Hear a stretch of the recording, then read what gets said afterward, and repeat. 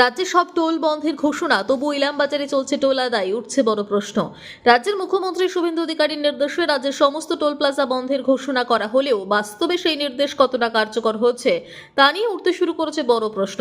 অভিযোগ, বীরভূম জেলার ইলামবাজার টোল প্লাজায় এখনও দেদার টোল আদায় চলছে। স্থানীয় বাস, ট্রাক, লরি ও চার চাকার গাড়ির চালকদের দাবি, রাজ্য জুড়ে টোল বন্ধের কথা ঘোষণা হওয়ার পরেও ইলামবাজার টোল প্লাজায় প্রতিদিনের মতোই টাকা নেওয়া হচ্ছে।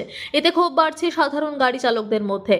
তাদের প্রশ্ন, যদি সরকারিভাবে সব টোল বন্ধ হয়ে থাকে তাহলে ইলামবাজারে কোনো নির্দেশে এখনো টোল আদায় করা হচ্ছে। অভিযোগ আরও গুরুতর হয়ে ওঠে যখন টোল কর্মীদের কাছে বিষয়টি জানতে চাওয়া হয়। চালকদের দাবি, টোল কর্মীরা নাকি সাফ জানিয়ে দেন এটি মুখ্যমন্ত্রী শুভেন্দুর দল এর টোল, তাই এখানে টোল আদায় বন্ধ হবে না। ঘটনাকে কেন্দ্র করে এলাকায় চাঞ্চল্য ছড়িয়েছে। বিরোধীরা বিষয়টি নিয়ে সরব হতে শুরু করেছে।